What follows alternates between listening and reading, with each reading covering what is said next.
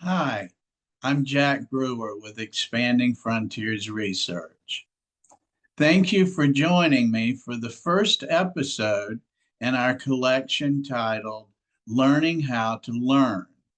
It's a series of concise interviews with qualified experts about sorting reliable information from unreliable information. We'll be talking about things like identifying source material and whether it's properly cited by authors and reporters in the stories we see at media outlets and on the internet. My first guest for this series is the incomparable Sarah Scoles. Be sure to check the video description for links to her work as well as links to how to learn more about Expanding Frontiers research and what we do and the other content we provide. Thank you. I am here today with Sarah Scoles. Sarah is an award-winning science journalist published at Scientific American, Wired, Popular Science, The Washington Post, and the New York Times, to name a few. Sarah is a nonfiction author, which includes her book, Making Contact, Jill Tarter and the Search for Extraterrestrial Intelligence, as well as They Are Already Here, UFO Culture and Why We See Saucers. Her latest book is Countdown, The Blinding Future of Nuclear Weapons, a riveting investigation into the modern nuclear weapons landscape. And thank you so much for being here today, Sarah. Yeah, thank you so much for having me. Glad to be here. Thank you. So let's just dive right in. You cover topics that are deep and rich, and I'm sure you're challenged by deciding what stays in the word count and what chapters get put in the book, what get put out. As a public and individuals, when we hear these stories on the news, on the radio, we see them online, how do we decide how to compile information? How do we essentially, Sarah, learn how to learn? Yeah, it's a huge question, especially, with so many different sources of information in so many different formats. It's kind of impossible to even just keep track of what's going on, let alone what's reputable. And so I think, the first thing for me, I think the first question I ask when I encounter a new piece of information is just to assess my own mental framework. Like, does this confirm something that I already think? Or does it kind of contradict what I already think? And in both cases, I think that tells you something about how you should treat the material. Like if it's confirming, you should be just as skeptical of it, I think, as if it's disconfirming. And so just, being aware of your own mental framework first, I think. Um, and then, I usually, read or consume something in full just to get like a sense of just what it says in the first place. And then, and this is hard to do when it's not your job and you're just trying to like read the internet, but go kind of sentence by sentence and say like, can I tell where this piece of information came from? Like, let's say, country A bombed country B, and then a description of it. Like, where did the person who's reporting that to me get that information from? Can I tell? Um, and I think we'll probably get into, the different sources of information as we go on with the conversation, but that just trying to find the attribution of different things first. And then, if I'm serious about trying to learn how to learn about something, I'll also go see, what did other sources say about this? Particularly if it's a news source I'm unfamiliar with, I'll see what ones I am familiar with say about it, if it matches, if there's contradictions, if there's a different sort of tone. And so, yeah, I mean, I guess the start of it for me is just kind of triangulating all of that information to get a sense of like can I trust where this is coming from or not? Sure.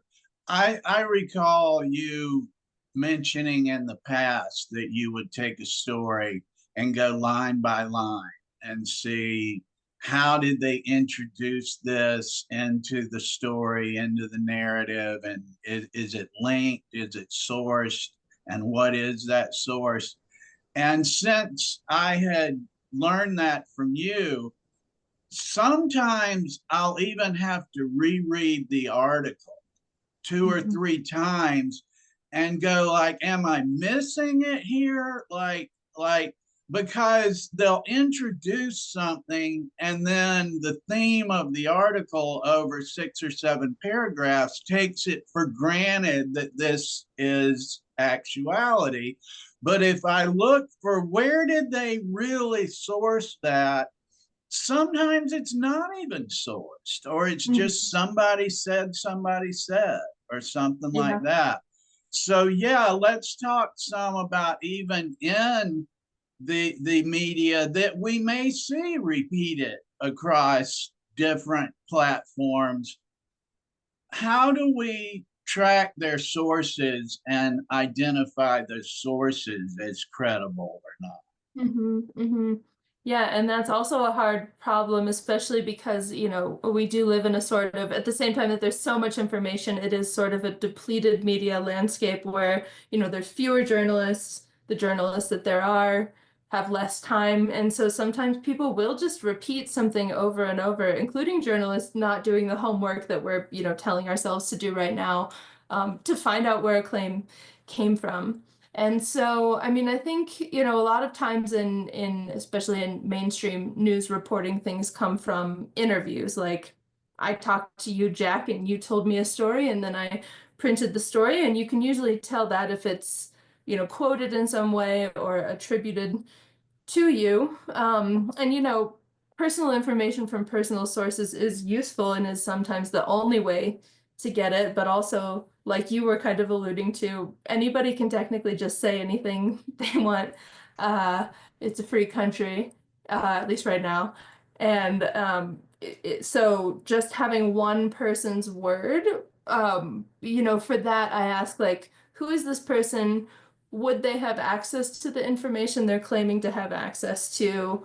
And what would be their motivation for sharing it? And if they are sharing it and just saying it, what would be their reason for not having additional backup, like written backup of some sort? And I mean, I think the second level of kind of, you know, precision and accuracy is if multiple people who are attributed are saying the same thing independently of each other. That to me is stronger than just one person saying the thing. But as you know, because you deal in a lot of documents, official documents, I think that come directly from a source are uh, the highest form of credibility. But I think it was John Greenwald from the Black Vault who pointed out that, like, yeah, sometimes um, agencies within the government will be untruthful about something, but the documents they produce, even if they are untruthful, like the documents aren't lying about themselves, like that is what the document says. And you can report on that and then go about trying to figure out if that information is accurate. So to me, those are kind of like the 3 levels of things. Yeah, the source documents are big. They're universally recognized as, here's the watermark. It might not be accurate, but now the burden is on showing it's not accurate. And there's an art to reading those as well. I often will come across something on the internet where someone will say, well, the FBI even admits this or that or the other. And you get to where you kind of know what to expect. You go and you find this document, and it's a report going upline from a special agent at a field office that is alerting the assistant director or the director that someone claims this, someone said this, someone's book says this. And so, yeah, often even in those documents, the agent conducting the investigation is just documenting the chain of events and what people are saying, then when the director gets all these different reports, he can try to assess what's actually happening. So, yeah, even the source documents need to be taken with some nuance. Right. Now, in years past, we could kind of count on the media to inform us of things, to let us know about things. But that began to really tip around 2010, maybe earlier. And your latest article with the New York Times with Dr. Felisa Wolfe-Simon goes into some of that. What kind of dynamics happened that caused just, attacks on her and her work, and really changed the whole course of how that was going?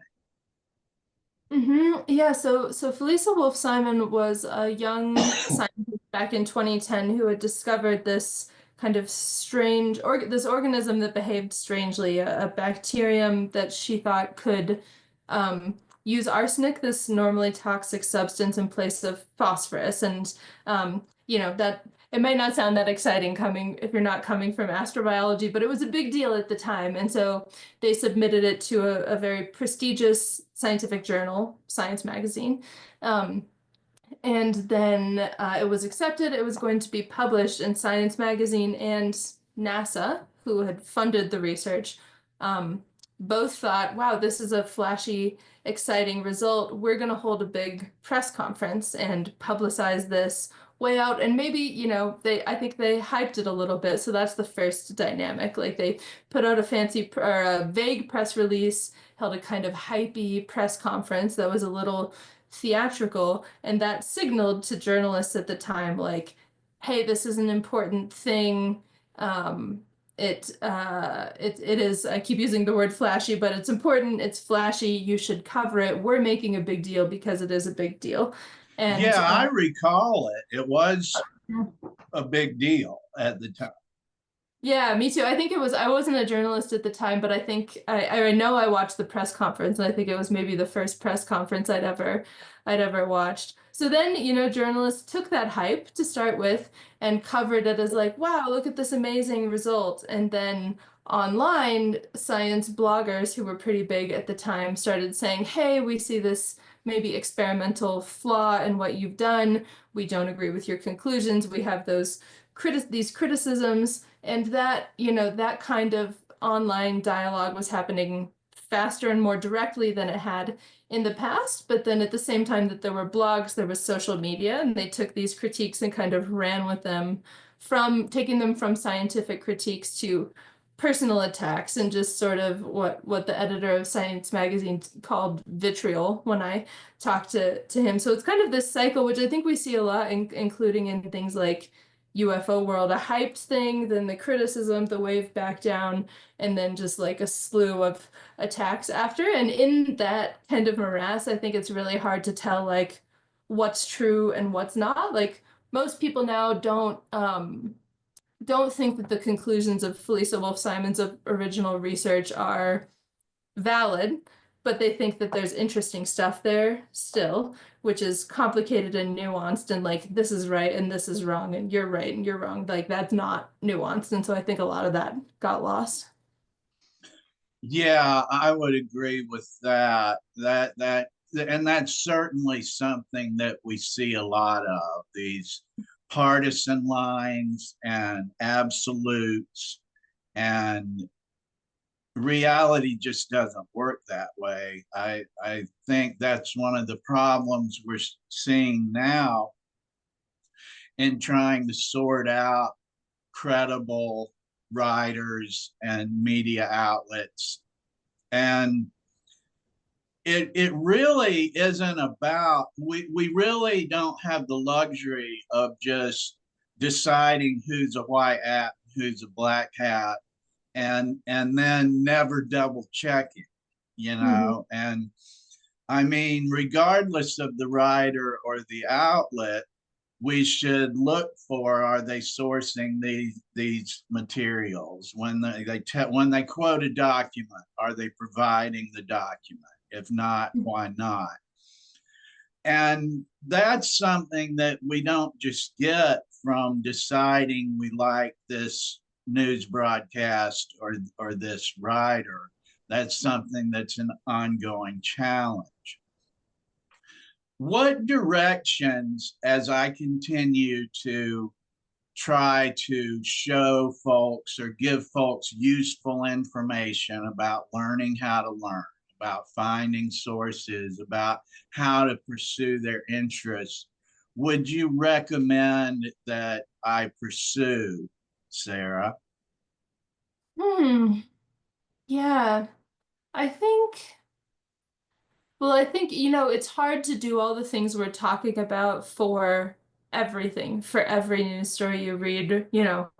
Most people have to have jobs. You can't just spend all day tracking down primary sources. So I think for, you and your viewers and listeners, like focusing on the things that you really care about and deciding to go deep on those, I think is a good way to start. Like what really matters to me, can I get to the bottom of it in these, source-based ways?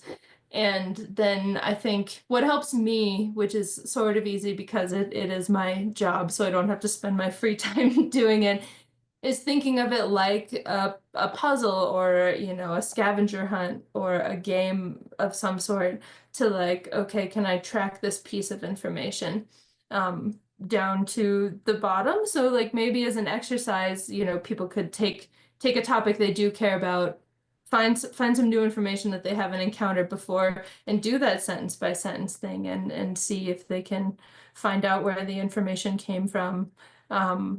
Or not. And then I think, the thing like imagining people's motives for talking, that's you can also think of that in sort of a fun way, like not an imaginary exercise, an exercise in psychology and kind of thinking through things. And then I think, once you do that for a few pieces of information, it becomes easier to at least keep it in mind when you're reading other stuff, even if you don't go all the way down the rabbit hole, just being like, I'm not sure about that. I'm not gonna, fully incorporate that into my knowledge base. Yeah, those are good points. Thank you. And speaking of psychology, a person has to be willing to know the truth. Like, Mhm. do we want to know if it contradicts what we would prefer? Right. And that's an important part of it. Is there Definitely. anything else you'd like to add, maybe that I haven't covered or haven't asked you about, or anything that you think should be stated? Well, as we were talking, I hadn't thought about this before we talked, but I was thinking about this psychological effect that I think, and don't source me here because I could be wrong about the name. I think it's called the Dunning-Kruger effect. Is that right? Where, you read a story in the newspaper that's about something that you don't have a lot of background in, like, maybe it's international politics of a country you're not, familiar with, and you're like, oh wow, this is crazy and super interesting. And then you turn the page and there's a story about, the field you work in. There's a story about astrobiology or something like that. And you're like, wow, the reporter didn't get this at all. They missed all the context. They hyped this, they missed this, they got this wrong. But it doesn't occur to you that the same thing could be true of the other article you just read about something less about, even though it's the same people who are just people writing it. And so, yeah, I mean, maybe that's a good exercise too, to read something you do know about, notice everything that's wrong, and then be in that mindset when you're encountering stuff that you know less about. Oh, wow. Is that ever a great and useful point? One of the ways that I became more skeptical with the UFO topic is that I was interested enough in it to meet some of the people that I was reading about. Mhm. And it became increasingly common that they'd say, yeah, well, I think the author took some creative license with some of that. And to the point that, yeah, like when I'd read about them in articles and stuff, they'd be like, yeah, it really wasn't even like that. So, of course, I began applying, well, what about all of these circumstances I don't know? Are they as equally as unreliable? And I came to think that yes, they were. As a matter of fact, there was a recent documentary that aired that I was quite familiar with, quite a bit of it, and I let quite a bit of grass grow under it before I even watched it because I was pretty sure I'm gonna have that you're describing, that well they missed this and they didn't do that. Yeah, yeah. Yeah, So definitely. very good. Yeah, I wonder if it was the same documentary that I just watched. I'll say I was watching a mini series about Roswell where I just spent a bunch of time telling my wife, who was sitting next to me, who doesn't know anything about Roswell, like, why aren't they saying that? They missed this. They're leaving that out. And just like I think it was probably very unpleasant for her to watch, but yeah, and yeah, I think anybody, yeah, if somebody, makes a documentary about, your particular subculture, you do know, but then you turn on one about something else and you're like, wow, fascinating. So I think that's just it's all like fighting against our natural human tendencies, I think, which is hard. But Yes, yes. Well, I want to thank you again for joining me, Sarah. I want to thank the viewers and listeners. You'll find links in the video description to more of Sarah's work, as well as our website at Expanding Frontiers Research, where you can learn more about what we do as well and view other videos, read our blog, and find more information that we post. And thank you all very much.